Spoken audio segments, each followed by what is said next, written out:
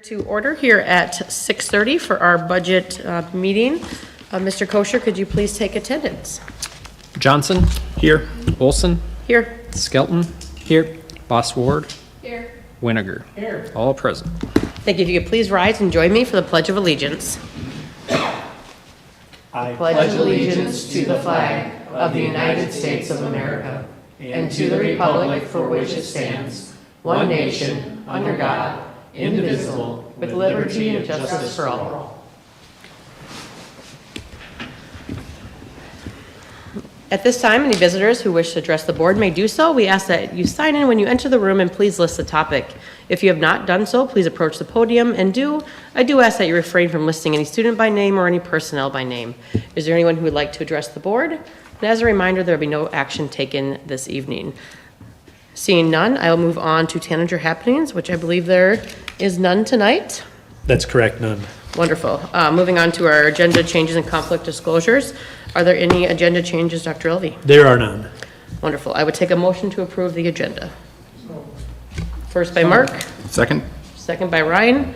All those in favor say aye. Aye. Opposed, same sign. Motion passes. Next up here, we have indication of conflict of interest per South Dakota Codified Law 3-23. This is Rachel and I have none.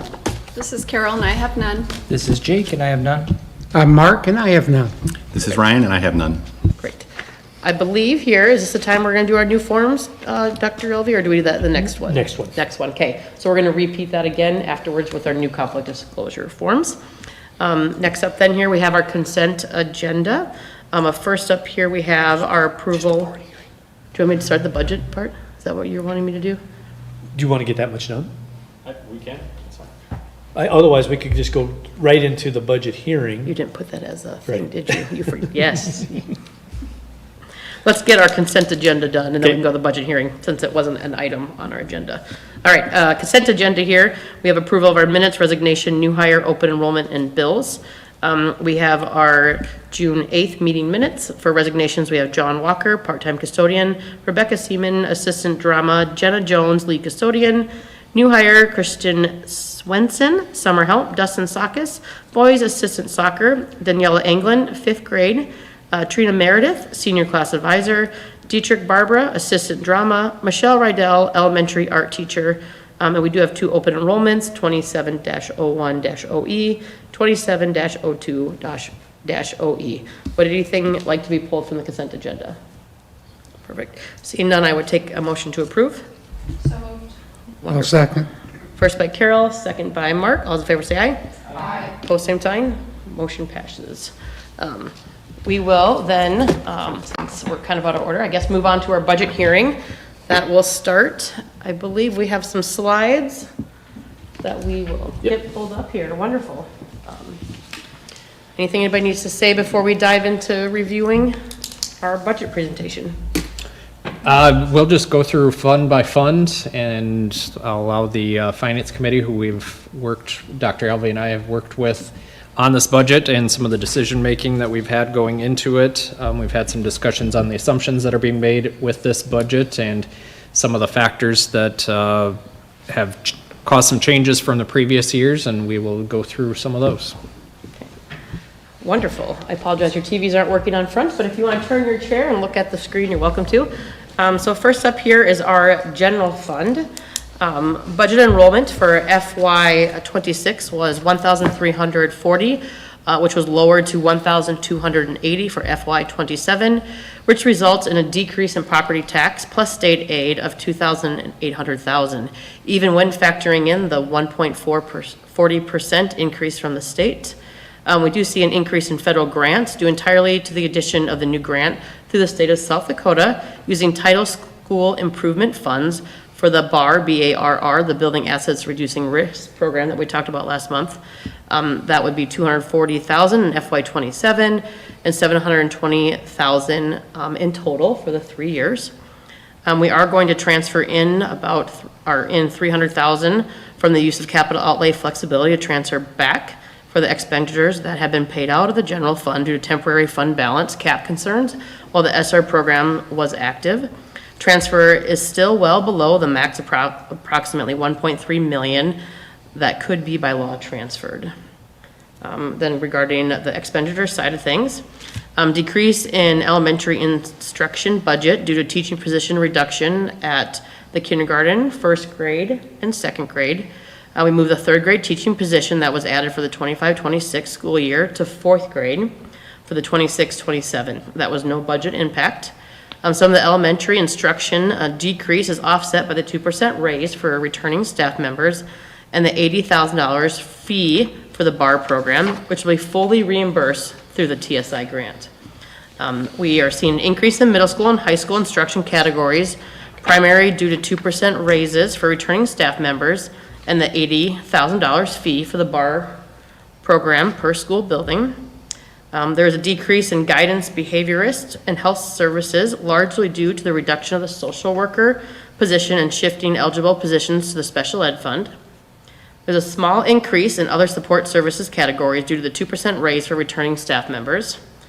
There's a decrease in operation and maintenance budget due to shifting property insurance costs to the capital outlay fund, with the new law taking effect July 2026.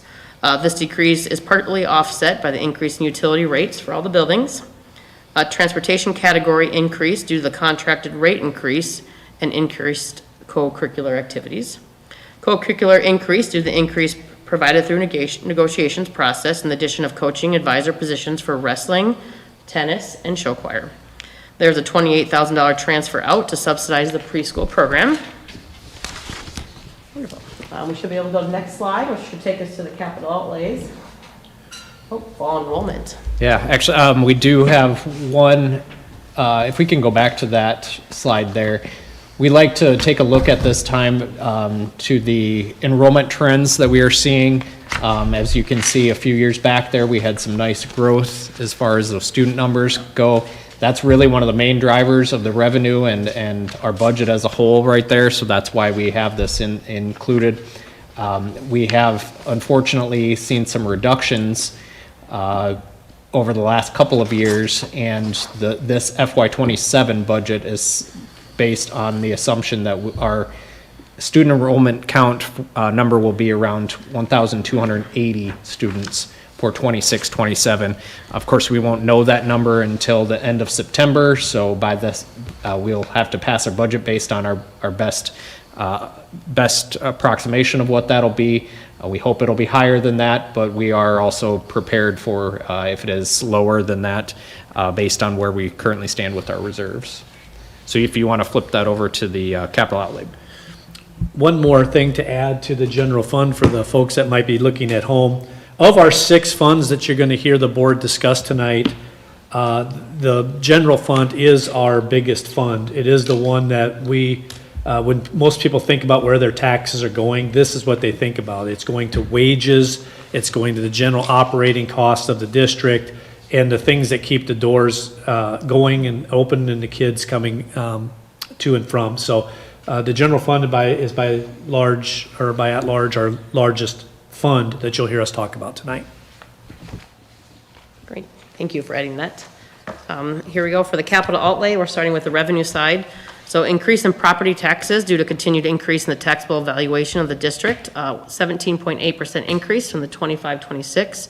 Despite this large increase, our district is capped at around a 6% increase due to limitations from the state of South Dakota. Other local revenue for partnerships with the Vermillion Athletic Boosters for the restroom addition to concession stand and donors for the new wrestling mats. We see a decrease in federal funds due to the conclusion of the COPS security grant for FY26. Then on the expenditure side, we have a separate document that we'll go through here on our capital outlay that you're used to seeing here. We have a significant increase in elementary programs due to large reading curriculum implementation. The operation and maintenance increase partly due to paying property insurance premiums to the capital outlay fund. Our debt services decreased from the completion of the debt obligations during FY26. This will decrease further for the next fiscal year, FY28, as we will make the final payment on one of our debt obligations in FY27, which will save us just under $120,000 per year going forward. We'll also see a transfer out of $300,000 to the general fund. If you go to the next slide, do we have the detail on the capital? So, do you want to highlight anything from our capital list for 26, 27? Yes, thank you. In the board packet and available for anybody who would like to see it, we have, basically, it's our 5-page capital outlay plan. And our capital outlay plan is really derived from a couple sources. One is from staff needs. Our administrators and our instructors basically come up with the needs if they're needing new curriculum updates, or if it's technology, or perhaps it's even a building addition or something that's more structural in nature. It would come out of this fund, our capital outlay fund. And in the board packet, I've highlighted just a few things. When we're talking about this, budget of $3.5 million, we want to kind of highlight a few of the things that are annual and things that are sort of on our 3 to 5 year capital outlay list. An example of an annual expense is every year Mrs. Johnson and our teachers and principals are looking to update curriculum. So we have anywhere between $200,000 to $300,000 set aside annually for our curriculum updates and textbooks. Another example of, on a smaller scale of an annual update, would be just normal desks, chairs, supplies for teachers, lunchroom tables. Those come in at between $5,000 or $10,000 for each of the schools, but they are things that wear out and have to be constantly looked at. So some years we have more expense there, and some years we have less. Other examples: science equipment, music equipment, library books. Those are all annual expenses that are always in the capital outlay budget, and they're priorities, and that therefore then when we look at our 3 to 5 year plan, they don't take priority over those, and we never reduce our budget in terms of staff, supplies, or needs for the district on an annual basis because we're looking at a larger project. But examples of one-time dollars would be, like this year, we're doing an HVAC renovation at the middle school. It will actually turn into a 2 times because we only got half of it done this year, but we had $200,000 set aside to work on the HVAC units at the middle school in conjunction with doing the middle school roof. So sometimes those annual dollars are rather large, and sometimes they're rather modest. And same with our one-time dollars. Sometimes they're very large, like a $200,000 HVAC renovation, and sometimes they're smaller and they're just things that are nice to add to the addition of our curriculum. And another example of one that we're working on now is we're working on our theater safety equipment.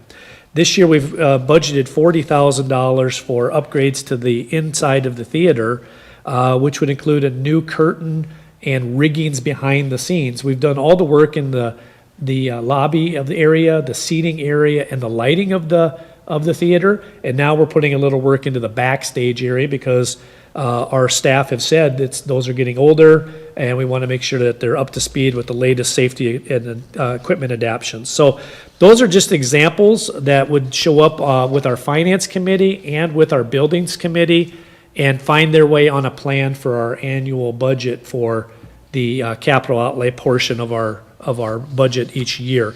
Sometimes it's on a 3 to 5 year plan, and sometimes it's expedited to the front of the list and put on for the immediate to be done completely and immediately. So those are just a few examples. Wonderful, thank you. Next up here should be the Special Education Fund. Great. On the revenue side, starting off, the increase in property tax is driven by new growth in the district. The state aid increase of around $61,000 comes from a combination of student count increases, fund balance decreases, and increases in aid percentage from the state. There's a slight decrease in federal revenue budgeted mostly due to using up carryover dollars from the previous year. Then on the expenditure side, we have an increase in programs for special ed due to raises for staff members. Health services increase caused by shifting of eligible expenditures from the general fund. And then transportation services and other services decreases to match the actual expenditures from FY26. The next fund here should be our debt service fund. Great.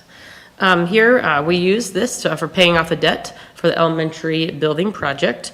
There's a slight increase in property tax total requests, but tax rate continues to decrease as the valuation growth continues to outpace previous expectations. That was approximately 1.110 levy for the payable out of 27. Next up here, then we have the food service fund. Wonderful. We have local and federal revenue driven by participation, which also drives our costs. Budgeting for use of $42,000 in reserves. So we have to continue to evaluate our pricing in future years to potentially offset this. Then lastly, we have our enterprise fund. Right. This here is the preschool and driver's ed programs. This does include a transfer in of $28,000 from the general fund for the preschool program and using $10,800 of fund balance. We'll need to continue to evaluate this program annually. Of course, that's with the Boys and Girls Club partnership that we have for preschool services. And I believe that should be my last tab. Just to add to the enterprise fund, Mr.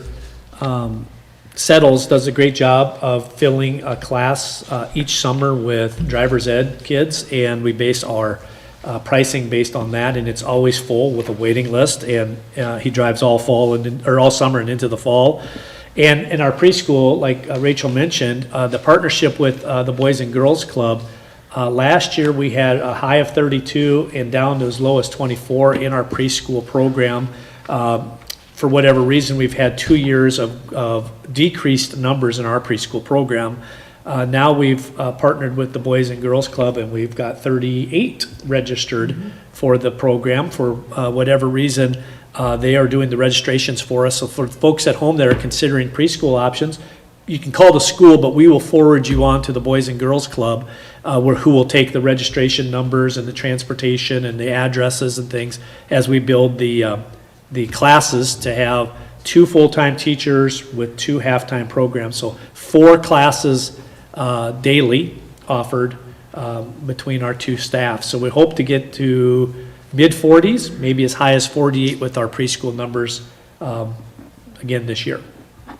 So. Yeah, just looking at the budget as a whole, we're still in a pretty good shape as we go into this 26-27 budget. Obviously, some of the student numbers, we showed the graph there. Some of those decreases have driven some of the staffing decisions that have been made as we prepare for this next school year. And just as a snapshot of the financials, we're still in great financial shape, but that doesn't mean that we don't have challenges. You know, a couple of those potentially being, you know, if that student number continues to go down, or the possibility of reduction in some of our federal programs. If some of the funding for those go away, then decisions would have to be made as well. But again, looking at this FY27 budget, we do still continue to be in good shape. And the fortunate part of having a good reserve level is if some of those numbers don't come in as we hope that they do, or if we do have a sudden downturn in some of those federal funds, we've at least got a little bit of time to make some decisions rather than having to immediately enact staffing changes or some of those things, because we do have the reserve level there to be able to take some of those on for the short term.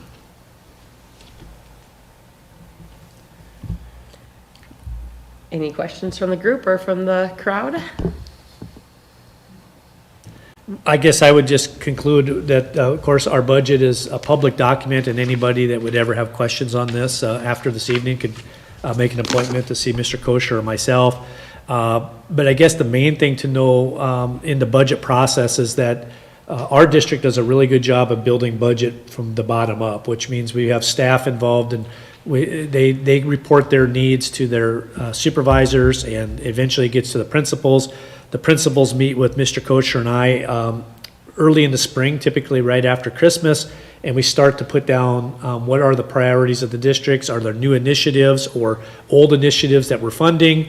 Are there capital needs or building areas that need to be addressed? Eventually that goes to Finance Committee, who has their hands on some of the plan in terms of prioritizing the needs. The Building Committee gets involved to understand the facility needs and upgrades that might be necessary. Eventually, it lands as well in the hands of our negotiators team, who in the late spring, after the legislative session has concluded, does the final wrap-up of what kind of funds we can expect from the state of South Dakota, and then they put those into salaries and increases and benefits for the staff, and all of that gets put into a document which is really evolving from April, May, and June. The first round of this, if you remember, was presented in May, and then May, June, and into this early July is when things kind of get massaged and put into their final areas. And then that's why tonight at the budget hearing, it gets presented publicly, so that it becomes a resolute document that the board will approve later on tonight. And that will be our working document for the 26-27 school year. So it's a long process, but it has a lot of people involved along the way and a lot of checks and balances, which I think sometimes we have to remind the folks about, is that there's a lot of hands on the budget from start to finish, and we appreciate everybody's input because everybody sees things from a little bit different lens, and it's important to get all of those things thought through when you're considering the budget for 1,300 students and a couple hundred staff. So that's tonight's event for the budget hearing. You'll formally approve this in a few minutes at the beginning of our formal July meeting. But thanks for your help with that, all of the board members. Any remaining statements? I'd just like to extend my appreciation to the Finance Committee and everyone involved in this important process. This shows what's important to us, and thank you for all the work that went into it. Good administration team. So we'll take here about an 8-minute recess here, and we'll resume our July meeting here at 7 p.m.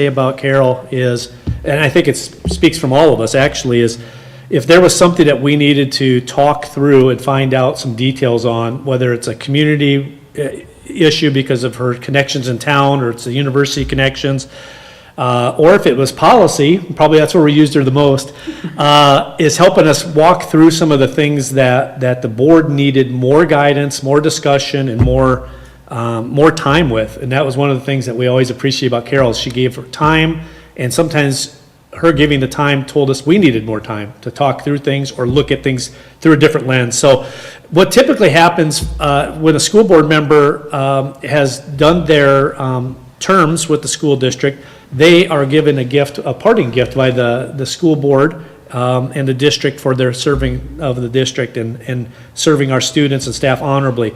Carol, we're going to give her a plaque tonight that basically she has donated her gift back to the Vermillion Public School Foundation, a $300 gift back to the foundation to use for the benefit of staff and students. And so we will present that to her at this time. Oh, you're good. It's a good view. That's all right.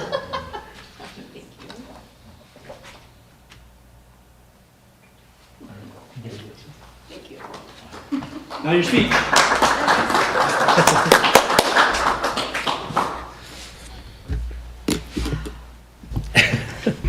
Thank you.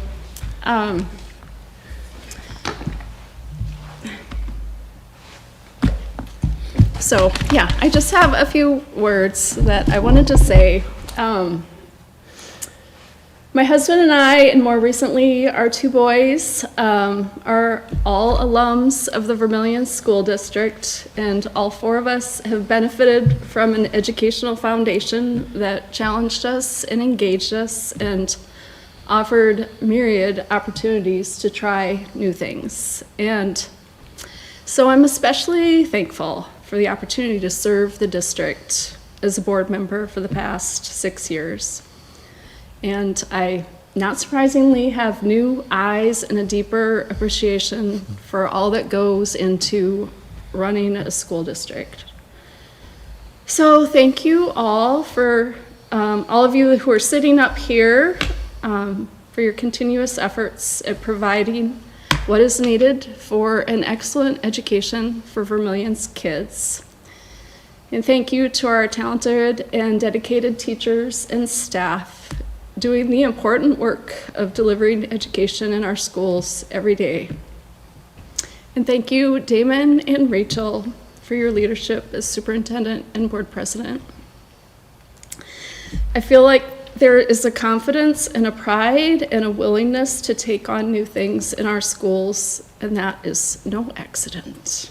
So congratulations to the new board members, and best wishes to you all in the 2026-2027 school year. Thank you.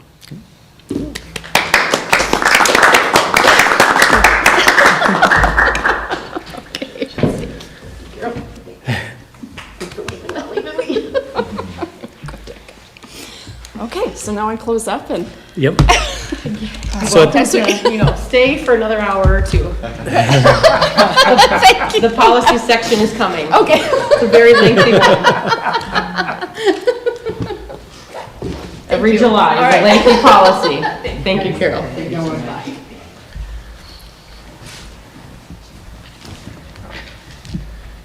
And now we'll end up transitioning. Yeah, so what we'll do next here, we'll do adjournment of the board meeting, then we'll pass it off to our oath. So if I would take then a motion to adjourn the board meeting. So moved. First by Mark, I'll second. second by Jacob. All those in favor say aye. Aye. Pull same sign, motion passes. Okay, so at this point, we will go ahead and have Ryan Johnson and Phil Terwilliger, who will be taking the oath of office for being newly elected board members for the 26-27 school year. I'm not sure who's going first, but if you would step up to the podium. Closer. And basically read the oath of office, and then you can come take your seat. We'll end up moving the board down here shortly, but we'll let Phil go first. All right. I, Phil Terwilliger, do solemnly swear to support the Constitution of the United States and the Constitution of the State of South Dakota. I swear to faithfully and impartially perform my duties as a member of the school board of Vermillion School District Number 13-1, residing in Clay and Union Counties in South Dakota, to the best of my ability and in accordance with the laws now in effect and hereafter to be enacted during my continuance in said office until my successor is elected and qualified. Thanks, Phil. Welcome aboard.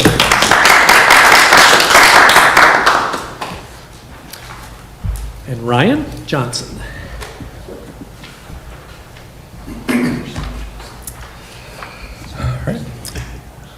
Ready? All right.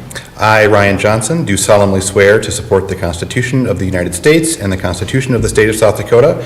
I swear to faithfully and impartially perform my duties as a member of the school board of Vermillion School District 13-1, residing in Clay and Union Counties in South Dakota, to the best of my ability and in accordance with the laws now in effect and hereafter to be enacted during my continuance in said office until my successor is elected and qualified.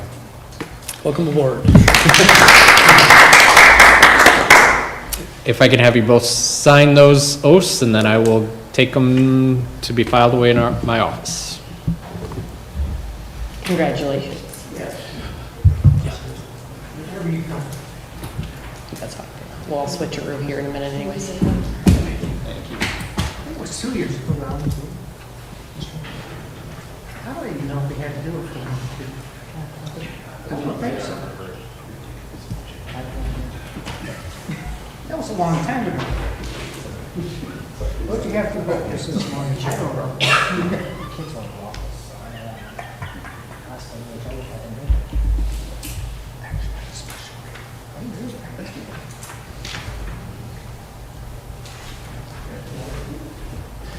All right, well, thank you. Welcome aboard, gentlemen. That's our paperwork section of the meeting. Now, as the reorganization of the Vermillion School Board's meeting, it's my duty to call the July 13th, 2026 school board meeting to order. And the business of the superintendent this evening will just be to seek a selection of president of the Vermillion School Board for the 26-27 school year. And once that person is seated, they will take over the meeting and run the traditional meeting. So at this time, I would take a motion for school board president for the Vermillion School District. Mark. Nominate Rachel. There is a motion. I'll second. And second by Jacob. Okay. All right. Seeing no other nominations, we will go ahead and vote. All in favor of electing Rachel as our president of the school board, all say aye. Aye. Any opposed, say nay. And we pass. Very good. Welcome aboard, Rachel. So thanks, Rachel. Good job. I enjoyed my moment of turnover there. All right, thank you. We'll move on next here with the election of the vice president of the board. Do we have any nominations for vice president? I'll nominate Jake. We have a nomination for Jacob Skelton. Any other nominations? Seeing none, then I would take a motion to approve Jacob Skelton. So moved. First by Mark, I'll second. second by Ryan. All those in favor say aye. Aye. Pull same sign, motion passes. Welcome, Jake. All right, we'll take a motion or a moment here to just shuffle around. Everybody can kind of scoot over. As the new guy down at the end, Phil, we do have microphones on here. You can push the green button when you want to talk. Just mute it when you are done. You feel free if you need to rearrange your nameplates as well. And of course, Phil will have yours for the next meeting. So we just have to move them all down that looks there. There we go. Thank you for doing that. We'll get Carol as our parting gift, hers.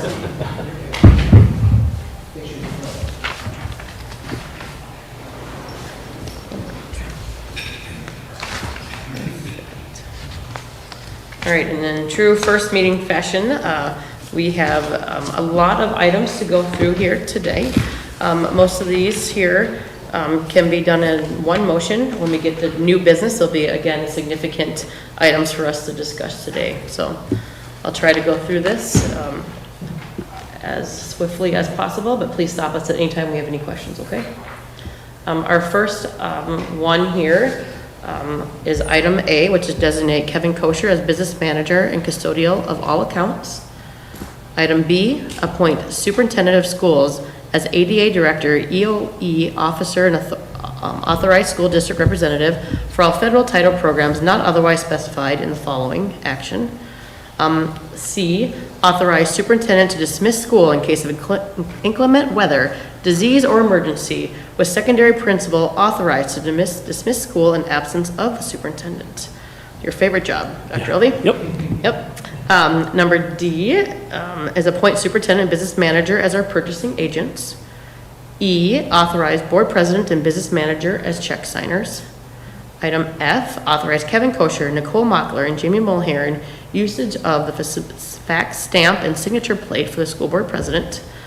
Item G, appoint Jennifer Olafson as homeless and migrant student director.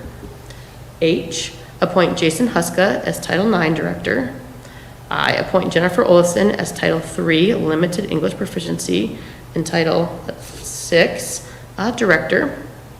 Item J, appoint John Fry, Sam Jacobs, Becky Sanderson, and Stacy Peterson as co-directors of Section 504 at their respective buildings.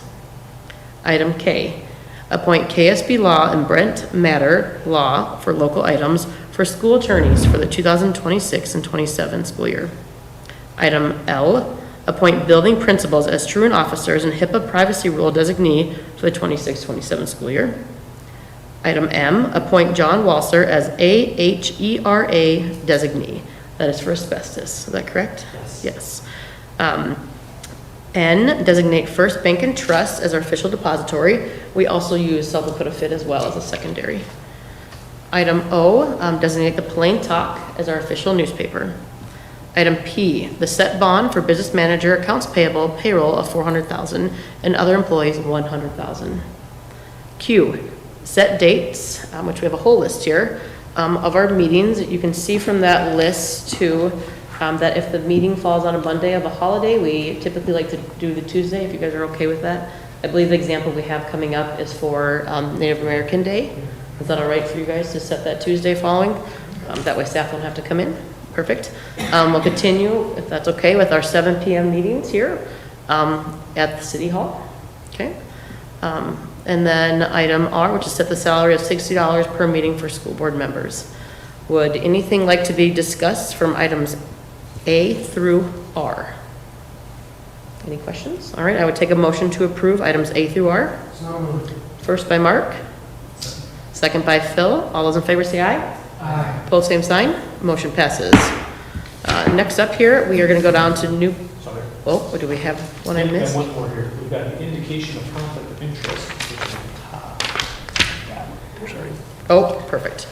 This is the conflict of interest disclosures that you state at each of your board meetings are covered each month, but of course at the beginning of each term we do one that's officially written out and signed and given to the Attorney General's office.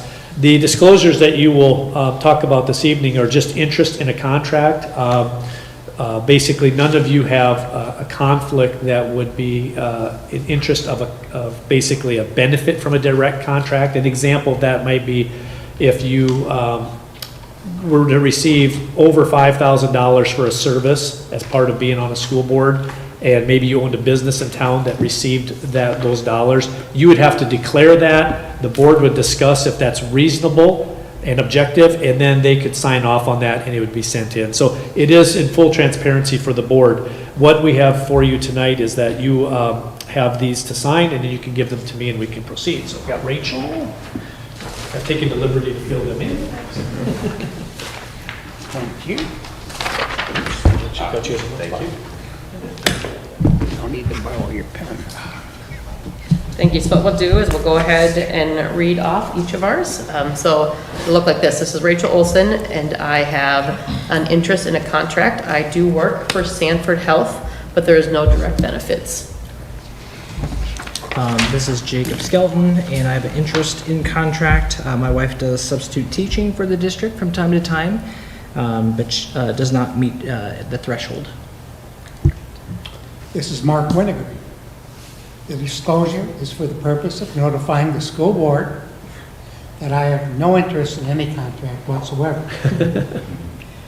I have a relationship with the University of South Dakota in that I'm an adjunct graduate instructor. Okay. So that's about half the semesters I teach. No other conflict. Good, thank you. This is Ryan Johnson. I do have interest in a contract in that I work for the University of South Dakota, but there is no benefit. This is Bill Terwilliger. I have no interest in any contract or direct benefit from any contract involving the school board or the school district. So yes, if you would sign those and pass those back down, we're officially good. And then at each returning meeting, we'll make sure we do our indication of conflict of interest. These just need to be done once a year. Thank you. Thank you. All right, so we've got items A through K motioned and approved. So now we're going to move on to a new business. Significant amount here. We do need to make a separate motion here on our first item, which is item A, acknowledge the budget hearing that we just did here from 6:30 to 7, approval for the 26-27 budget adoption. So I'll take a motion to approve the budget. So moved. That was Ryan. Second by Jacob. All in favor say aye. Aye. Well, same sign. Any comments there, Mr. Kosher? Yeah, I have, at this meeting, usually read the resolution for this, so I can go ahead and do that, because Sure. effectively what you're doing by passing the budget is giving me the authority to contact the county auditors with the levies that are being assessed. So I will read that resolution. Be it resolved that the school board of the Vermillion School District 13-1, after duly considering the proposed budget and its changes thereto, published in accordance with SDCL 13-11-2, hereby approves and adopts its proposed budget and changes thereto to its budget to its annual budget for the fiscal year July 1, 2026 through June 30, 2027. The adopted annual budget totals are as follows. General Fund, $12,847,288. Capital Outlay Fund, $3,412,475. Special Education Fund, $3,429,080. The Debt Service Fund, $1,387,500. The Food Service Program Fund of $1,034,000, and the Enterprise Fund of $175,800. Tax levy certified to the county auditor will be as follows. For General Fund Ag, 1.051. For owner occupied, 0.669. For NA or other, 4.867. Capital Outlay Fund, $3,239,052. Special Education Fund, a levy of 1.449. For the Bond Redemption Fund, $1,385,000, and the opt-out levy of $880,000. These are the levy requests with any additional dollars needed for the discretionary TIF value and abatements granted to be over and above the listed requests above as per South Dakota codified law.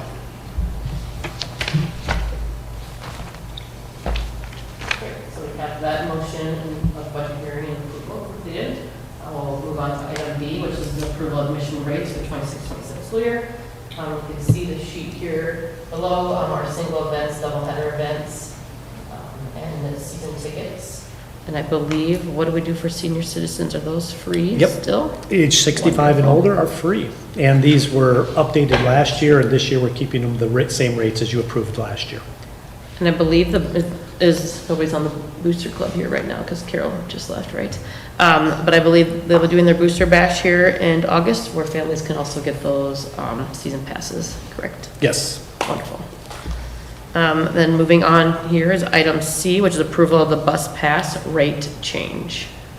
We are asking for a $10 increase for our individual bus passes and a $20 increase for our family bus passes here in town.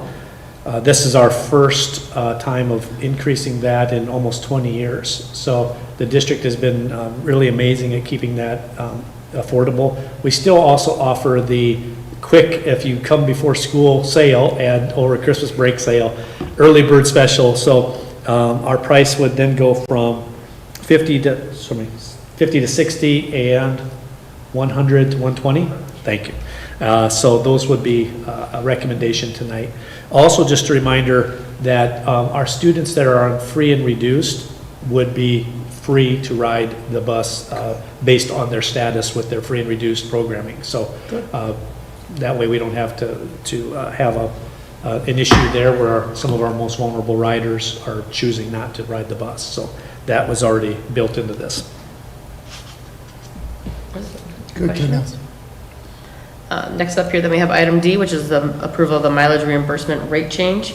The state of South Dakota has updated their mileage rate for personal vehicles from 67 cents per mile to 70 cents per mile. No changes were made to the meal reimbursement rates. The Vermillion School District currently follows a state rate for all travel reimbursements. So there's a recommendation to adopt the rate of 70 cents to stay in rate with the state, in line with the state. Correct. Great. Next up here is item E, approval of the open meeting review and explanation of the laws that we do here annually. Last year, our state legislature passed, in an effort to be more transparent with the public, rules that require school boards to discuss open meeting laws and requirements at every annual meeting. So I apologize, I'm going to go through each of the questions that the Attorney General placed out there last year and revised, and then the answers to those. But again, if anybody were to have any more in-depth questions, they could reach out to me and we could do that. The first question was, what are South Dakota's open meeting laws? And the Attorney General's opinion was basically it's all open meeting laws that embody the principles that the public are entitled to the greatest extent possible to be get information about public meetings and public affairs and encourage open governance. So that would be something that we would strive for. And also an official meeting requires a quorum of the public body to be present for official business and public policy to be discussed. So in this case, we need 3 school board members to be actively engaged to consider it a meeting. What does it mean, or what do open meeting laws apply to? The open meeting laws apply to all public bodies in the state's political subdivisions, cities, counties, and school boards, and other public bodies. Are teleconferences considered public meetings? Yes. Obviously, there's a dependence on that, but in exchange of information, whether it's audio, video, or electronic means, is the same as being there in person. Question was, how are the public and media notified when a public business is being discussed?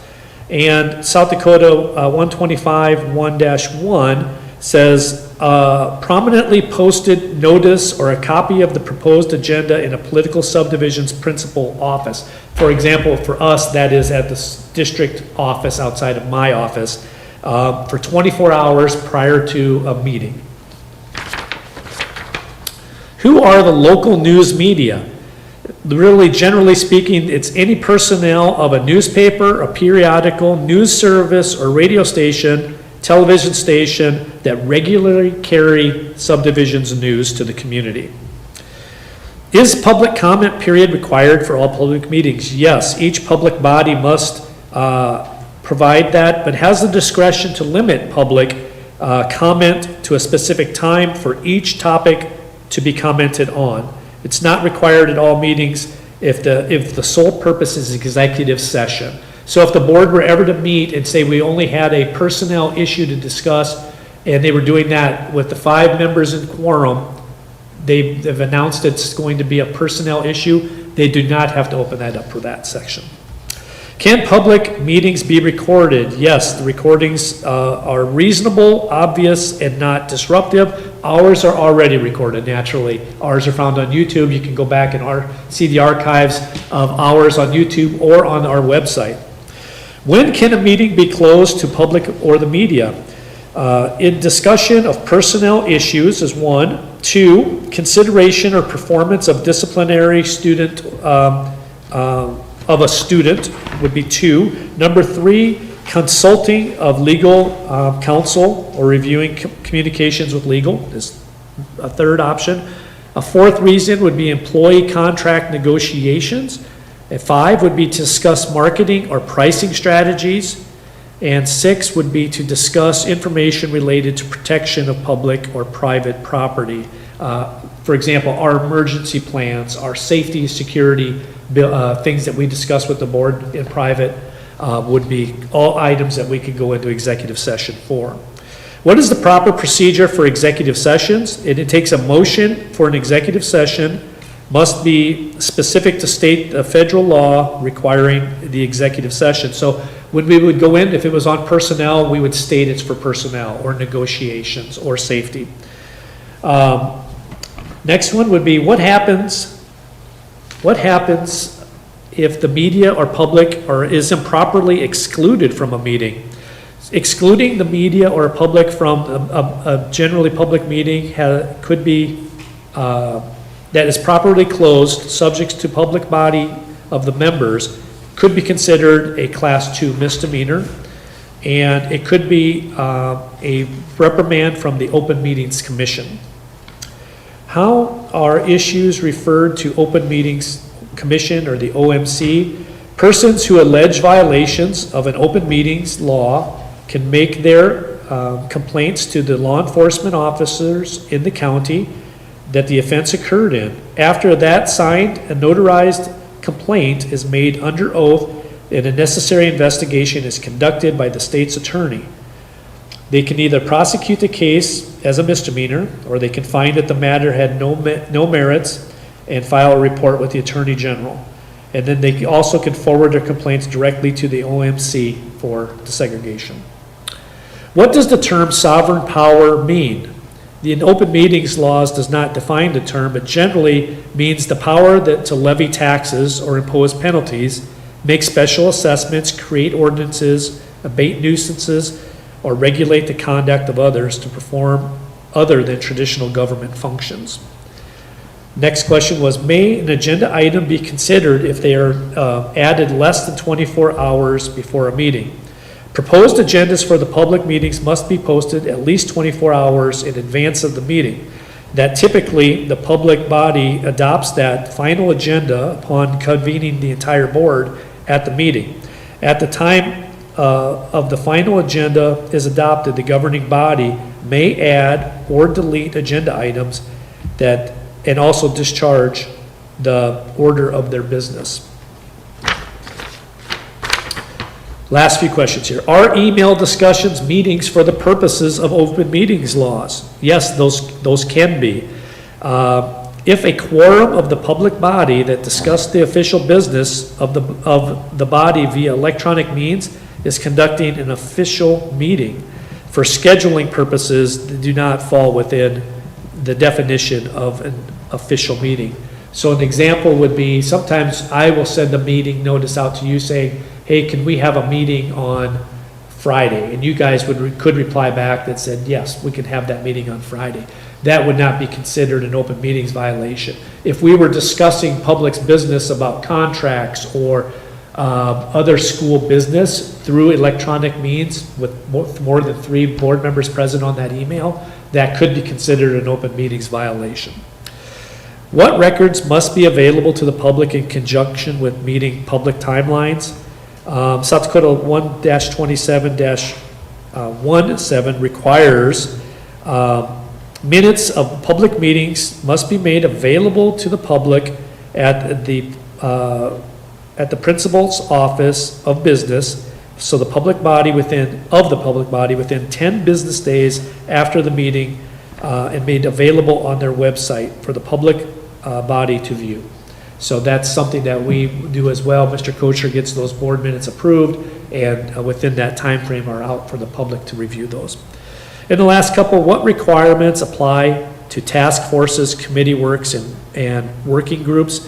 Task forces, committees, and working groups are not created by statute, ordinance, or proclamation, and are advisory only and not subject to open meeting laws, which is good because some of you have commitments with your committee work. And are public records required to be reviewed in open meeting laws?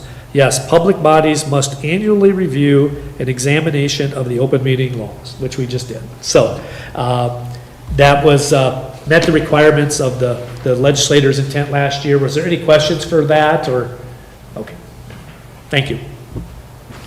Always a good reminder, though. Yeah, there's things in there that, you know, as we do business, it's good to remember that to be transparent and open and have access to what's going on in the district, our folks need to know how to do that. I always remember, don't reply all. Yes. Back to the entire group. I'm like, okay, send an email directly to Yep. Dr. Al. Yeah. All right. Letter so F. Then we move on to approval of our surplus items. We just have some more library books. Our staff, again, has done a great job of getting rid of outdated library books. And we also had the air exchange units that were on top of the middle school have been basically recycled and scrapped. And they are all new ones up there and functioning. The second half of that project will take place next summer. Wonderful. Item G here, we have approval of certified lane changes. We have Brooke Bechtel, she moved to an MA. Laura Chandler is an MA plus 15. And then new hires, once their official transcript arrived, after they were hired, so Caitlin Wagner, she is an MA. And then followed by that, it's a very lengthy list of all of our amazing staff here, publishing our 26-27 annual salaries and hourly wages after negotiation. I believe that'll be in the plain talk. Yes.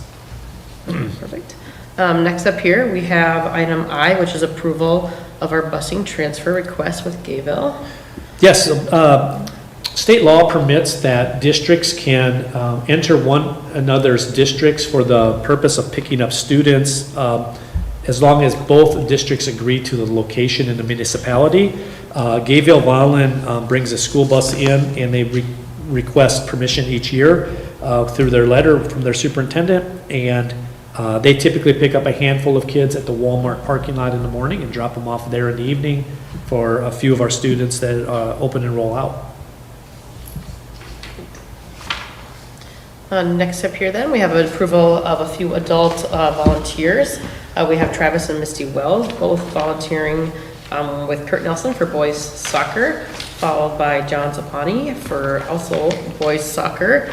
And then we have a Riley Hines for cheer, volunteer as well with Mrs. Elvey. Yep. Wonderful. Thank you for those volunteers. Anticipate a lot more of that once school starts. Next up here, with some discussion here, we have the approval of our 26-27 calendar update. Just a reminder that in January, the school board approved the 26-27 calendar beginning and end dates. And then a couple times throughout the spring, there's times where we bring you requests to maybe change or tweak something.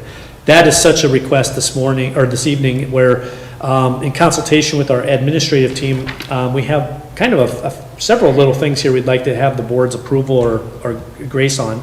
The first one is, on our original calendar, we had noted that we'd have a PLT date, professional learning time, on September 25th for our teaching staff. That's one of the professional days that you offer to them. Since the calendar was made, we found out that is homecoming week, and so now we do not want that on that date. So we'd like to move it to the week before, which would be September 18th. In the spirit of homecoming, last month I mentioned briefly that we were considering a change to our homecoming festivities.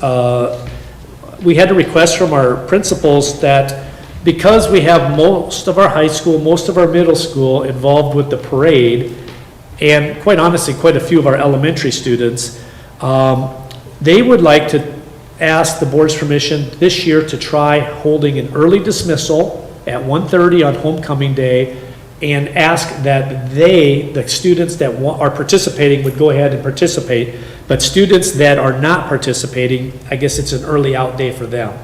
The reason for the request was we've had some challenges with parents wanting to bring kids to and from the parade themselves. We also have a number of kids that end up leaving the middle school, elementary, and high school to get on the floats, and they end up getting out at noon to go get ready for those things. And so, to be quite honest, the elementary said moving 500 kids to the main street is a lot of work. But we do recognize that homecoming is a special time for the kids, and so we have to be kind of sold that this is a good idea. So I am willing to give this a shot and say that basically we would have an early dismissal that day at 1:30. The kids that make it, all the kids that are in the parade would naturally already be down there and going to the parade. The kids that choose not to go to the parade, or the parents don't take them to the parade, would go to the Boys and Girls Club, or they go wherever they go. But it would really just take the responsibility of taking kids from the elementary to the parade route. We'd like to study this for a year and see if it's really what we want to do, or if after we've done it, we go, we're missing something by not having all of those elementary kids on Main Street. So with the board's permission, we would try that this year, and we would reevaluate if it's something that we want to continue. In kind of talking to other schools, DAC 12 schools that are in our conference, about half of them don't have parades. It's just not their thing for their community. The majority of them that do have parades do have their elementary go to the parades like we have in the past. And there's only one or two that vacate school early and just say, you find your way to the parade. That's just going to be up to families and the kiddos to do that. So I'm asking for this time for us to consider that as an option, and then we would evaluate it after this year to see if it's something we would continue on with. What about the kids that want to go to the parade? Are we going to be able to offer them transportation? Yeah, that's kind of what we'd be getting away from. It would be sort of, if you want to get to the parade, it'll be up to you and your parents to get to the parade. Okay. That's the downside. Have you talked to the Boys and Girls Club at all about any of the change of PLTs and? PLTs, yes, not the homecoming parade yet, no. They're always usually very supportive of Absolutely, PLT yeah, days. yeah. Thank you for the reminder. Yeah, why is that important? Because when we have our professional learning time days, or we get out early, or we don't have school, the Boys and Girls Club's there to help pick up for the majority of kids that would be latchkey kids going home to an empty house. So that is a great benefit for us, for Thank sure. God for Boys and Girls Club. Yep. I can see things too, like Mark, like Sanford, I always make sure I get, 2,500 pencils or whatever that I hand out. So something too that we would probably also just take some of those items to school, so that way every kid could get one in addition to whoever gets it at the parade. Yeah. The other thing that we would want to make sure, and we do this currently, but we'd have to be more purposeful with it, is to make the elementary feel, and honestly the middle school, feel more a part of homecoming, because it typically is seen as a high school celebration. We bring the king and queen, and we bring the marching band down, and we bring some of the high school kids to those schools to kind of rah-rah the kids. We would have to make it a concerted effort to make sure that we did a really good job of that in lieu of not having the parade for them. One of the things we discussed early in this process was, is there any way to do the parade closer to the elementary? Because then we don't have to walk 500 kids that far. Right. The city is not excited about that naturally, because closing streets down and through a residential area where there's cars parked on both sides, and then getting our parade participants safely back to the high school, it's challenging. When they get to the end of the street by the courthouse, they typically turn around and come right back on the next neighboring street. It's relatively chaotic, but it's safe. If we were to explore coming into town further, getting closer to Dartmouth and Franklin streets towards the elementaries, one, it's a residential area and it's very hard to control traffic in residential areas. And two, with the cars on both sides of the streets potentially parking, it gets to be where you can't see kids very well. So bringing the parade to them was an option we looked at. It just is not real feasible in our community to bring a parade that close to from the high school to them is a long ways. So the third thing that we would ask the board's consideration with the calendar tonight would be to add two more PLT days to the calendar. You know my philosophy for PLT days, professional learning time. We typically have four of them for staff in a year's time. And that's designed to give them some time to work together, collaborate, to get some things done that they don't necessarily get done at an in-service day or sometime when we take other time from them. So with us becoming a bar school this year, building assets, reducing risks, by receiving that grant, it's going to take some work from our staff and from our district that I foresee we can't foresee all of the things that we're going to need from that. So I would advocate that we add a PLT date, professional learning time, for our staff on Friday, November 13th, which is a 1:30 dismissal, for them to have time to work in their rooms, collaborate, and Wednesday, December 9th, at 1:30 dismissal, so that we could offer them some time in the event that we're taking more of their time than we intend to with our bar implementation. And so those were two dates that would basically allow our staff to have one meeting a month that's going to be considered a PLT or an in-service day, and that's going to be designed to help them grow professionally. But we do realize that can be a hardship for parents, so we try to limit the amount of time we have kids out of school. We already talked about this in March, changing the February 12th Friday parent-teacher conference to an in-service day. We talked to you about that this spring. That really went well. Our staff did a great job of communicating with folks. And for quite a while, we've debated about, is the spring conferences needed on the Friday? And this year, because we needed some time to work with staff on some professional development, we tried it as a trial and it worked really well. So we're going to advocate for that being a future, just an ongoing thing. Parent-teacher conferences would still happen on Thursday afternoon, Thursday evening on February 11th, but Friday the 12th would be a half-day staff in service. And then the last one is a request to consider moving our graduation time on May 15th, 2027, from 10:30 till 1:30 in the afternoon to either 10:30 in the morning or 11 in the morning. This request came this year from our senior class, asked Mr. Fry during the year if they could change the senior graduation time, because it gives them more time to celebrate after the event, and they had more time for travel time afterwards. But we said naturally, we've published this for 6 months, we're not gonna change the date and the time at this point in the year, but we would bring it forward for future considerations. Mr. Fry and Mr. Huska had no problem doing this, and I guess what I would ask the board is to allow us to try it for a year, and if it's something that works for the students and it works for us, moving it to a morning would be advantageous in a lot of ways. The one downside would be those seniors that sometimes want a breakfast celebration prior to graduation, instead of having the after graduation celebration like a lot of students do. Some of our students have morning celebrations. Some have the night before celebrations too, but that would be the one downside. It would condense that morning down. So let's say we had an 11 o'clock graduation. They might only be able to have their celebration from 8:30 to 10:30 instead of 8:30 till noon, things like that. So, You could start earlier. yeah, right.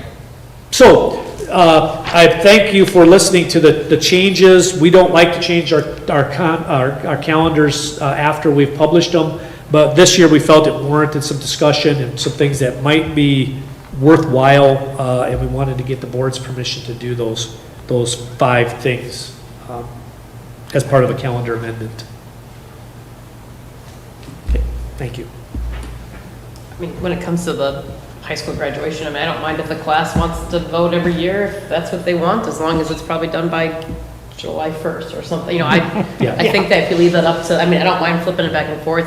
I want to be cognitive of USD because they let us obviously host it there, but I'm guessing they don't probably bothered either way. That's right, that's a great question. USD has their ceremony the week before, and they leave it set up for us. We go in and tweak a few things that they take down, and we put up our banners, and they remove some chairs naturally, but otherwise, the setup is set up for the week, so they don't have a problem with that either. Good. Good reminder. But I don't mind the senior class making that decision if that works for their families, and I can see how it might be unique each year, but Be almost kind of a fun discussion or thing for the senior class to Yeah. decide, okay, Yeah. when do you want it to be? Do you want it morning, afternoon?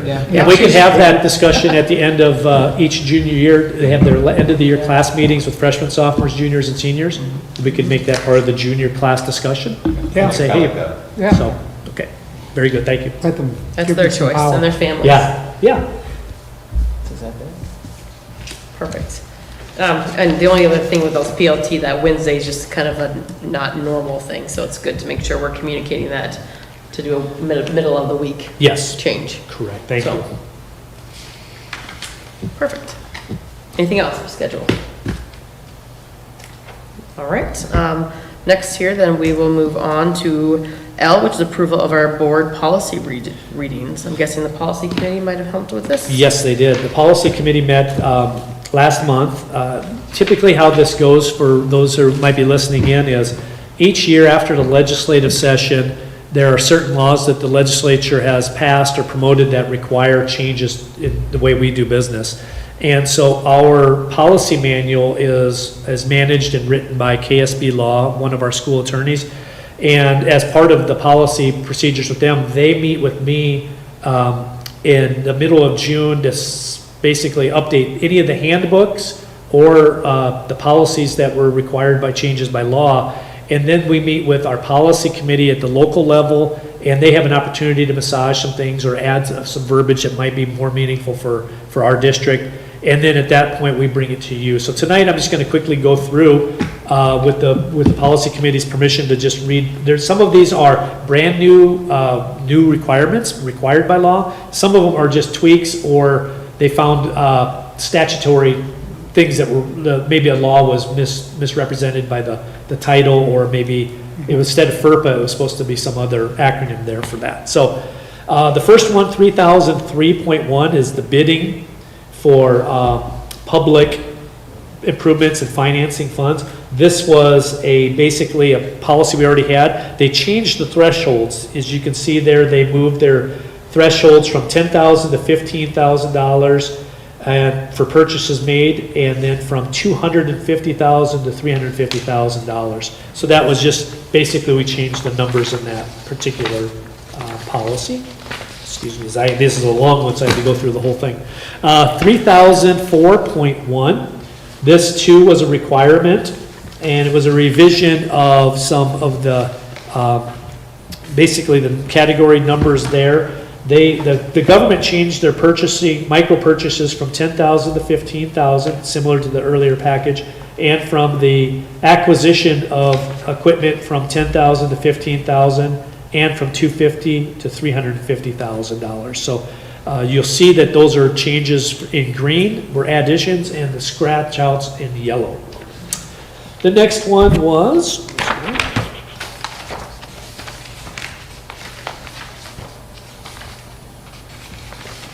sorry, I've got a lot of paperwork here. 3012, this is a policy revision from our school meal program and meal charges. For those that are listening in, our meal program, our policy basically says that students need to pay for their meals. If they're part of the free and reduced program, of course, they get the paperwork and the benefits associated with that. This year, as you recall, the state of South Dakota is going to change the federal National Food Service Program to cover any reduced students. So you always hear us use the term free and reduced. This year, the state of South Dakota will be covering the reduced students. So in fact, anybody who qualifies for free and reduced will all be free. However, not seconds and other things with those aren't always free. And that led us to consider a change to our meal charge policy. What happens when a student is getting low in their food service account is they get automatic emails, unfortunately, from the food service program daily that they are getting low on their accounts, or they might be in debt on their account. And so we had a threshold of $25 in the hole as our threshold before this district had punitive measures of a courtesy meal would be offered to students.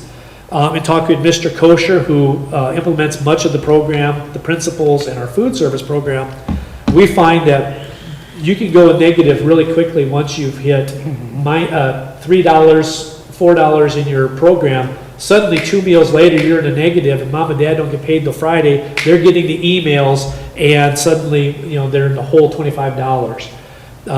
In talking with our policy committee, we discussed the fact that we would move the threshold from a -25 to a -$50, because that gives us time to help work with the students that might be having that issue. And then we also talked about the courtesy meal language, and there says at that point a student would be given a courtesy meal, and till we get basically the balance caught up or a payment plan established. And we would be striking the language at that point of offering a courtesy meal. So we would increase the threshold to have less students meet the threshold, and then in return, then we would also take away the courtesy meal option. I want to make sure that I've spoken that correctly from the policy committee. Okay. And we completely agree with that. Mr. Kosher, anything to add to that? I mean, okay. We basically have a really robust system in our district working with our foundation and others to help students that might be in a position where the meals are a problem to get those paid for. And we've got a really good program in place to help ensure that kids don't have that issue and working with their parents. 3042 is our next policy, and that is a revision, and that is basically updating and addressing the accounting and reporting requirements. I'm sorry, 3034. Is that the one you guys are on? 3040. Yep, sorry. The reason that I called it 3042 is because we already have this policy in place, and when KSB says, hey, we're going to add the green section of leases to 3032, and their policy manual, we said, we've already got this, but we've got it numbered 3042 because we'd already done this. I suppose did we do this when we did our elementary building? Yeah, we had a policy in place prior to moving forward with the KSB, so we kept our original number, and now we will just be adding these two that are required by GASB standards now. The next one would be 3060, and 3060, one second here. is this ACH originator policy. This is a brand new policy. It's required. And basically, it's just making sure that we are meeting all the standards for the ACH originator. If you're making payments through electronic means. Talks about the safety things that you have to have in place. Our district has seen an increase in folks trying to get access to funds, and we've got colleagues across the state and vendors that we work with from the Midwest that constantly have people trying to access their ACH and get fraudulent funds from a district or from a vendor. So the fact that this is a new policy added is not a big stretch. It's time, and it's something that we've been doing quite a while, but now it's in your policy manual. The next one would be 4012. And that is basically a revision. It just had a FERPA update there, just a few wording changes that they had. The next one would be 4051, and that is, again, just a revision. They had basically updated some verbiage with federal education records privacy, and they changed it to family educational rights privacy. Next one would be 4054, reporting child abuse. This is a revision, but South Dakota law changed this year to make it mandated that coaches are also mandatory reporters. Teachers, paras, principals have always known that we were mandatory reporters of child abuse, and now they just actually put into law that coaches needed to be added. So in our handbooks and in our policy manuals, that's been updated. The next one would be 4063, the staff use of AI tools. Another one that's a brand new policy. And basically, this is just common sense, outlining what students and staff can use AI for, and making sure that we share that with students. In today's world, it's getting used a lot, and our philosophy has been teaching kids the responsible use of all digital media, not only just AI, but computers, social media in general. But this just puts in a little bit of teeth to your policy to say, kids and staff, you got to do it right. We can't have you just going rogue on some of those things.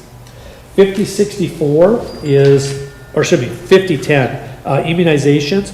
Basically, it was just a change in one of the departments there that was recognized in 5010. A revision to 5016, student records. Basically, you can see just an update again on No Child Left Behind Act verbiage to Every Child Succeeds Act verbiage. 5023.2, this is a response to life-threatening anaphylaxis shock. This is a revision of our current policy, but basically it updates our option B, which is what we use, which allows kids to carry those things. Now they can carry nasal spray as well, which was endorsed and allowed by state law this spring. Next one was 4024.2, the self-management of diabetes. Very similar. Our basically revision of this allows kids to have a plan and carry their own and self-administer any medicine and things needed for diabetes. And so the green language was added and the yellow was stricken. But we've got a robust diabetes policy in place for the needs of our students. 5038, alternative instruction settings. This was a new law that was passed this spring, House Bill 1017. It really doesn't do anything that you didn't already have the authority to do, so there's been some debate at the legislative level whether it was even needed, because school boards have always had the opportunity to let students be taught at home or other arrangements to best meet their needs or meet the needs of the district. Now it just basically puts it in writing. This is a practice that we've used in our district where a student sometimes has to be in a different setting because it's for their best interest or the best interest of the rest of the class to have them in a different setting. And it was just codified, I guess, this spring. 6003, instructional programming. This is a revised, updated language there, basically all the green is all new. They just revised the whole section there, but basically, nothing that's extraordinary there. Basically, all of the requirements for how many hours of school That for didn't the change, elementary. that didn't change though, No, right? They're just no. putting it in. Yeah, it was just never written in your Right, policy manual. okay. Um, That's more- So sometimes you'll ask me, how many hours are required for Yeah, school? And I'll and we say go nine- look it up, Yeah, yeah. 962.5. Well, now you've got it in your In policy policy. manual too, so. The next one would be 6,021. Basically, it's just a minor change in updating some of the wording for ARSD versus SDLRC evaluation standards.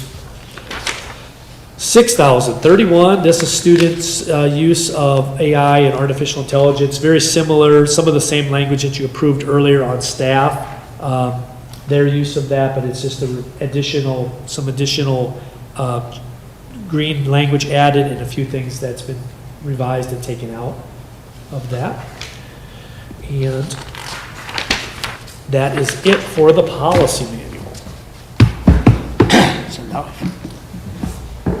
for those who've been around a while, sometimes we have a lot, and sometimes we don't have very many. This is probably right in the middle. There was a lot there, but most of it, as you've noticed, was just a lot of little acronym changes or page numbers or things like that. But it's still important to make sure that we go through it and know where to find it if we were to ever need it. So thanks for your patience with that. Are there any questions on any of the policies? Nope, and just a reminder that that is on the district's page, if anyone's curious on where the policy is located, what's in the policy, it's all public knowledge out there. Good point. Great. Thanks, Jacob. Looks like next here is approval of the student, staff, and activities handbook, which is also listed online. Yep. Very similar there. Basically, the activities handbook, we just changed the dates there. And we removed a portion of, some of the links weren't active. So the links have been updated. So those changes have been made in the activities. The student handbook, basically, date changes there. We added that medication, administration of medicine that you just saw in your policy manual was placed in the student handbook. The student use of AI tools, the one we just talked about, was added to the student handbook. Then, of course, the normal time of year where we change the staff directory with the teacher changes, we removed and added school board members, we removed and added staff and people that are in the buildings. And then updating the link to the calendar, once the board approves the calendar, will be updated. And then authorization forms are also updated as well there. And then with the staff handbook, same thing, we changed all the dates in the handbook. We put the child abuse section that you saw in the policy manual about adding coaches was added to the staff handbook. The staff use of AI tools that was in the policy manual is now in the staff handbook. And then, of course, all the updates to the staff directory, school board members and staff that are coming and going were added as well. So those are the changes to the other handbooks that the district uses. Also a good reminder when we're looking at the athletic, about the sports physicals, getting those in before school starts, and those sixth grade immunizations. Yeah, Let's we're a review month away, that you know, immunization policy. from some of the activities starting in early August. So it's time to get those things done if you haven't, so that your kids are ready to participate. Any questions on those handbooks? Seeing none, next item here is approval of the FY '26 Department of Education District Annual Report, Teacher Compensation Report. Yeah, now that we have concluded our 2026 fiscal year, we have uploaded and prepared the annual report submission for Department of Ed. Within your packet, we do have some fund summaries for each of the different funds. They should reflect similar numbers to what you've been seeing all year long in the financial statements that have gotten approved every month. Wanted to highlight those, but also wanted to highlight our two accountabilities that we have. We've got a couple of different things that we have to be accountable based on state laws that have been passed. One of them is on teacher compensation. So we have prepared the teacher compensation report for the year. The average teacher compensation for Vermillion School District based on the submission was $73,273. This well exceeds both the minimum requirement that we have. If we fall below that, then we are penalized by the state of South Dakota. We are over $3,000 per teacher ahead of that, but we are also ahead of the target that it has been set by the state based on their formula and the state aid that has been increased over the last couple of years. We are over that by close to $1,000 as well. So we are sitting in good position compared to our benchmarks for teacher compensation. On the other accountability that we have to look at is our general fund balance limitations. The lowest cash month that we have to have below 25% of our total expenditures for the year. Our lowest month is almost always October, and for this last year, our balance for the October close was just under $3 million, which ended up being a percentage of just under 24% of our total expenditures. So we should be perfectly fine for both of our accountabilities as we submit this for the Department of Education approval.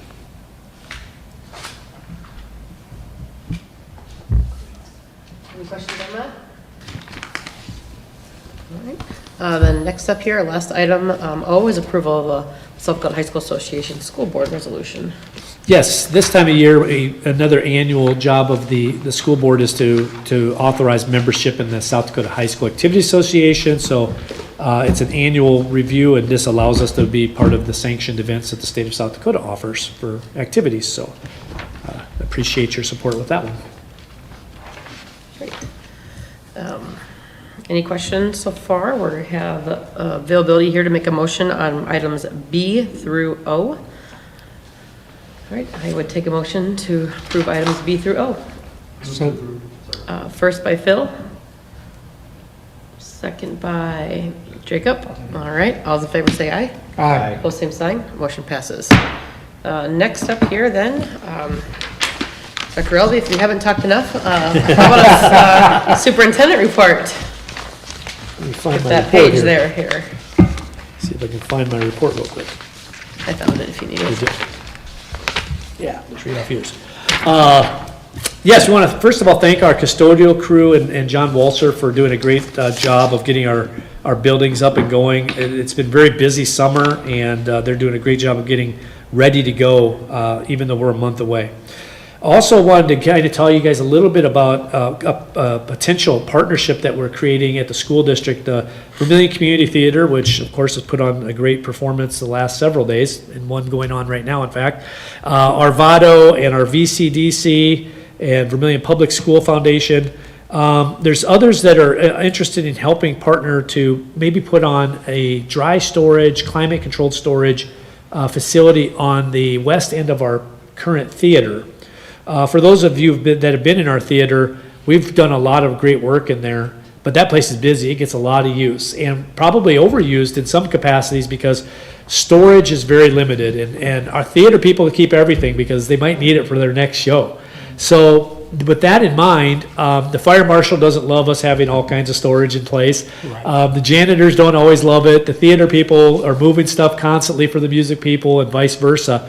And so the partnership started to talk about maybe between the theater groups, the music groups in town, and others, that we could put an addition on to the west side that would be climate-controlled storage, that it would give backstage work area for people to build and construct sets. It would allow easy access in and out of the theater area, and most importantly, a place for people to put things that would be in an appropriate place and climate-controlled, and the varmints don't get added, and the humidity doesn't ruin it, things like that. So we're working closely with that group, and if they just wanted an endorsement from the school board. It doesn't take an official action, it's just a thumbs up from the school board that says, hey, we're interested in this, and then Dr. Elvey continue that discussion. And what we would do is get them to come in and talk to you guys at the August meeting and share what that vision looks like, and then what the vision of the school board and how we can mesh those two things. So if you guys are so inclined, I'll continue that discussion, and Okay, good. A question that's been arising really nationally is talking about schools' use of screen time in schools and what impact does that have with kids? Are kids spending too much time in front of screens, whether it's social media screens at home, their cell phones in their free time, using Google and other platforms at schools? And so we're having that discussion in our building to talk a little bit about what does it look like. And to be honest, the early discussions is really what you would think. At the early elementary, it's not used that often. It's used for reinforcement. There's games and activities that kids can play from time to time when they are done with their desired activity, that they can enhance that learning with a learning game like Math Munchers or some other programs.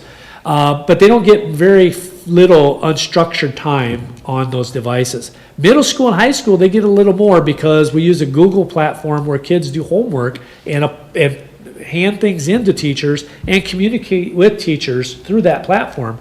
So we're going to study that a little bit and talk about, is there a need to reel that in a little bit, or is what we're offering completely appropriate? So we'll include you guys in on that discussion, but I just think it's interesting that we had that discussion here. Then I heard about it, through some groups at Associated School Boards. Then nationally, you start to see them in some of the magazines. Mark and I read that talk a little bit about screen time and is what's the tipping point for being good to bad. So I'll be interested in your opinions on that, if you have any. Glad to report that we're fully staffed in terms of our certified positions. We always have a para or two that we're trying to hire, and because of a couple of our custodians that are stepping down at the end of the season here, we'll have a couple of part-time custodians to fill. But we're going to be welcoming 9 new certified staff to their August orientation training in early August, and it's going to be nice to have them as part of our group, and we're excited to be fully staffed. That's the first time in a long time. Just a reminder, school board retreat will be August 4th from 8 till 12 at the high school. We'll have that chance to visit with the staff a little bit and talk a little bit about your goals and the strategic plan from the last few years. And then also just a reminder, Daniel, do you have that picture of the memorial column? There you go. That's a beautiful picture. That's some remnants of our Jolly School building and the bell from the Jolly School building. But basically, the little plaque there is an honor to the staff and the students and the community and all the great things that happened within that building for the years from 1954 on. The city basically collected bricks and saved the bell before that building was taken down with this in mind, that they would put this out by the new park that they've created over there. So if you're out walking around sometime, Jolly, take a look at that when you're going between University and Linden, and you'll see a really neat little memorial there to the Jolly School and all the students and staff that have been a part of that. So anyway, so that's it. That's all I have. Thank you. Thank you, Dr. Alvey. Any houses broke ground over there yet at Jolly? Yep, 2. Well, one is well on the way. Okay, all right. Yep. Awesome. And one is the neighbor right next to it. It's supposed to break ground this fall. So there'll be 11 spots left if any of you are looking. Yeah. Great. Next up here is our board report. So if we want to go around, do any board reports that we have, even though I think we did a lot between policy and finance. I'm guessing most of it got handled today. But if anybody has any remaining board reports, then I'll go ahead and list off our new assignments for next year. Anything have anything? Jacob? Policy, Damon covered all of that, so it was our long meeting of the year, so knocked it out. Associated School Boards had their annual meeting for the board, and unfortunately, I was sick last month, so my memory's a little foggy on exactly what we accomplished. It was just a standard meeting. Finance, who had our meeting that last week of June, which was in preparation for today. Yep. Any public school or boosters or anything like that? I know Boys and Girls Club will have what they're calling the Clubhouse, which is kind of their preschool program. They'll be doing an open house and ribbon cutting with the chamber. I believe that's Monday, August 3rd. I want to say it's like from 4:30 to 7, something like that in the evening. So families get to come in and do a ribbon cutting for that program, which would be great. All right, so looking ahead to next year's committee assignments, I'll start with the representations. If the Public School Foundation, Ryan, you could continue doing that. Tax Assessment Committee, Jacob, if you could continue with that. I will continue with ICAP, which is, I can't remember what it stands for, Inter-Community Action Planning Meeting. Boys and Girls Club, Mark, if you could continue with that. Phil, I know you're interested in that. I had just be very aware that, because I'm on that and Mark currently, to make sure we don't have the 3 for public meetings. But I think that's something in the future, as Mark and I kind of transition, we'll get you into that, that organization. We just didn't think we should have 3 of us there, so. And then we have athletics/music boosters. The focus has been more so on athletics, but we'd like to get more involved with the music theater, especially with the partnership that Dr. Elvey mentioned. So we'll have you do that, Phil, but looking maybe to continue to expand into that music world as well. All right, and then for our committee work, we have buildings, capital improvement, and safety. Mark, if you would continue on that, and then we're gonna add Phil. Finance committee, Ryan, if you wanna continue with that, with myself. IT, community relations, Mark, IT, and then add you, Ryan, to that, replace Carol. Personnel negotiations, Jacob, and then myself. Curriculum and policy, Phil, if you could take over that policy that Carol had, along with Jacob Skelton. And then food advisory, Phil, if you could do that, along with Mark Winiger. And I rattled off that pretty fast, but Damon will get us a nice, pretty copy. I'm not for sure what committees start meeting right away here in July or August, but we'll all start off with a retreat here in August. And then it kicks off after that, so. Yeah, and Phil's already come in and met once to talk a little bit about that, but really what we try to do is schedule several weeks out because of busy schedules. Some meet a little more regularly, but most of them are not big commitments. We just try to find a time in the school day where we can get together, whether it's with Kevin and I or principals or whoever. And we'll try to always give you several weeks' notice and get it on the calendar because we know people's time is valuable. So. Awesome. Perfect. Thank you for that. And then any other board reports? We go to the order. All right, we will then move on to financials, to item A, which is the funds. Mr. Kosher. Yep, report in your packets again. Don't really have a whole lot to highlight tonight. We've talked plenty. These do reflect the conclusion of the fiscal year there, so you can see sort of how that compares to previous years. On the one sheet, you can check those balances, see sort of what direction they're moving, and maybe some of the changes that we've made over the last year or so between funds can maybe make a little bit of sense, but overall I think we're still concluding the fiscal year in very good shape. Any questions for Mr. Kosher? Seeing none, I'll take a motion to approve. So moved. First by Mark, Second. second by Ryan. All those in favor say aye. Aye. Pose same sign, motion passes. Next up here, we have future agenda items. If anybody has anything to let Dr. Elvey know. Seeing none then, we have 2 upcoming future board meetings. One is August 10th. Start of school is August 19th, so don't forget about that in there, which is a little over a month away. And then September 14th, both of those meetings are held at 7 p.m. here in City Hall. We are not in need of an executive session tonight, so I'll go ahead and take a motion to adjourn here at 8:16. So moved. First by Mark. Second by Jacob. All those in favor say aye. Aye. Pull same sign. Motion passes. Have a That great one always evening. has a little enthusiasm on it. Aye.